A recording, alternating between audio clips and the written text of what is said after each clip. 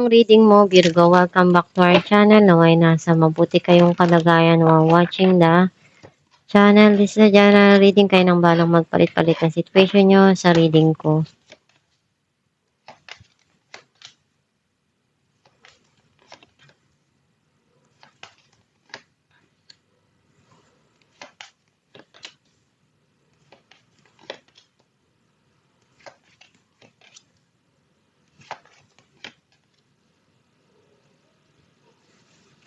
At the bottom of the deck, the Hierophant. I feel like ang nasisense ko na energy mo, nakita ko na kung ano yung magpapasaya para sa'yo, yun yung susundin mo, walang makakapigil, walang makapagbawal kung ano yung gusto mo. Some of you, nasa isipan mo na mag-settle down, you want to get married, you want to marry the person you love. Ang mensahe ng card mo,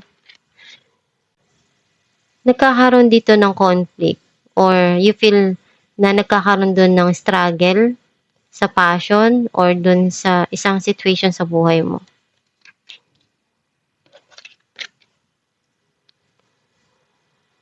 Meron kang kailangan dito na pagdesisyonan at pinag-iisipan mong mabuti. Some of you, meron kang hinihintay or may gusto kang puntahan.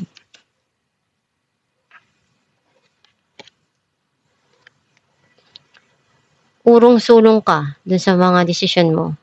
Hindi ka pa ready.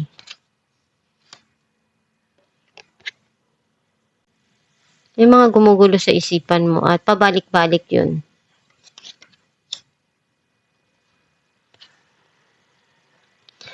Nagkaroon ng pagtatapos o paghiwalay at meron ditong darating na pagsisimula.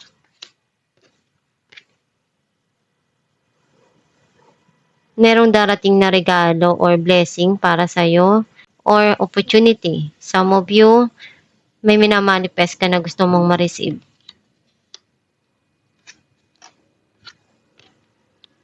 Meron ditong darating na good news or meron kang gagawin para dun sa mga gusto mo. Gawa ka ng paraan para ma-achieve mo yon.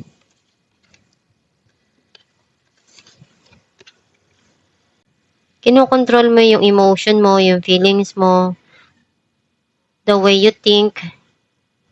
Kasi ayaw mo ipakita sa iba na weak ka. Kung ano yung nararamdaman mo, kinikip mo lang yun.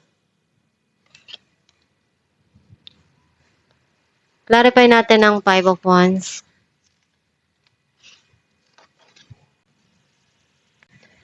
The World and 8 of Pentacles.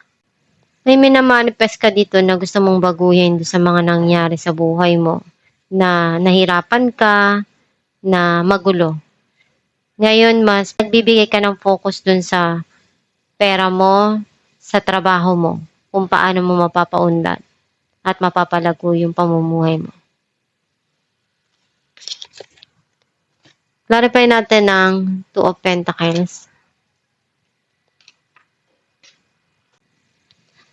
2 of Pentacles and 8 of Swords.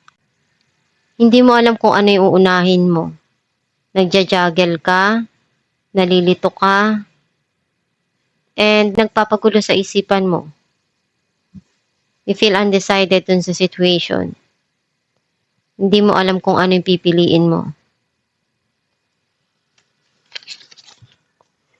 Clarify natin ang the Tower. The Tower and 8 of Wands. Maraming kaguluhan na nangyari sa past mo. And kaya nag-end yung situation dahil hindi na nagkakasundo. Magulo na. Ngayon meron ditong darating na pagsisimula and papasok na bagong opportunity. Some of you may darating na message na nanggaling sa past. Clarify natin ang Page of Wands.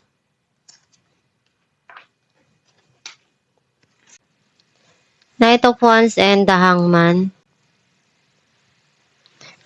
Merong tao dito na gusto niyang ipakita yung kanyang passion and affection towards you.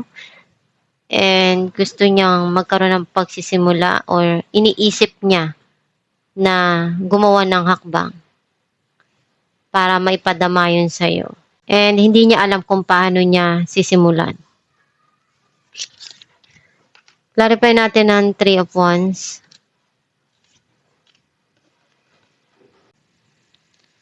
Four of Cups and Seven of Wands. May darating na offer dito nang galing sa malayo. Or may hinihintay ka dito. Andun yung pagsisisi mo kasi tinanggihan mo and pinagdarasal mo na maibigay sa'yo kung ano yung gusto mo. Or may minamanifest ka dito. Some of you may travel. Clarify natin ng Eight of Swords.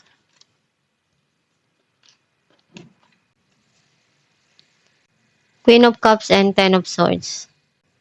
Gulong-gulo yung isipan mo ngayon. And andun yung umiiyak ka. And hindi mo alam kung ano yung gagawin mo. Kasi nararamdaman mo yung pain and betrayal.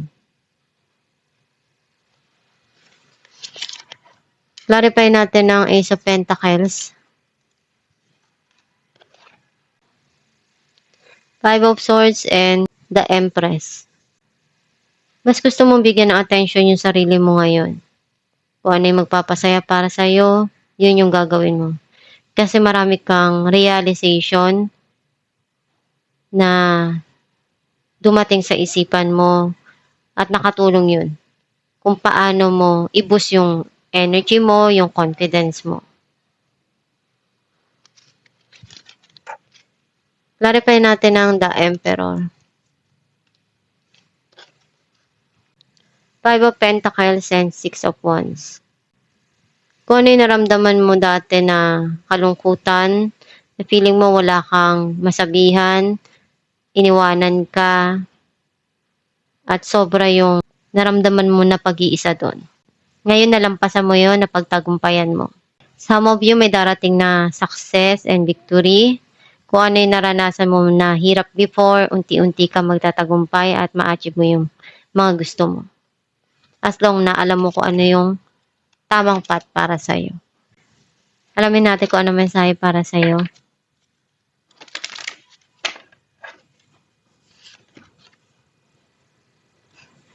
I feel my way into faith one step at a time.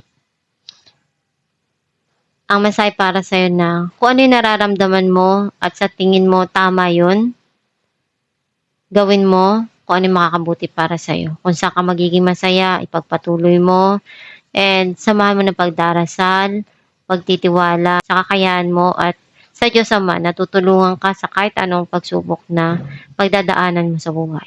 Magdasal ka lang palagi at hilingin mo sa Diyos na gabayan ka at bigyan ka ng tamang desisyon or idea na makakatulong sa iyo sa araw-araw.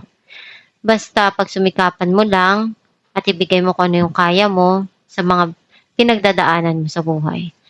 And palagi mong i-attract kung ano yung positibo at ilagay mo sa isipan mo, sa puso mo yung kasiyahan. Kasi kung ina-attract mo puro kalungkutan, problema, or palagi magulong isipan mo, syempre iyon din yung dumarating sa buhay mo. Hindi alam ni universe kung ano yung ibabalik niya sa'yo. Kaya palagi mong gagawin kung ano yung makakabuti para sa'yo at doon sa mga taong mahal mo. Kung ano yung sa tingin mo tama at masaya ka doon, gawin mo kung ano yung sa tingin mo kailangan doon sa situation at makakabuti para sa pangkalahatan. At itong yung reading Virgo, kung nakaresonate ka, kindly comment down below. Thank you for watching.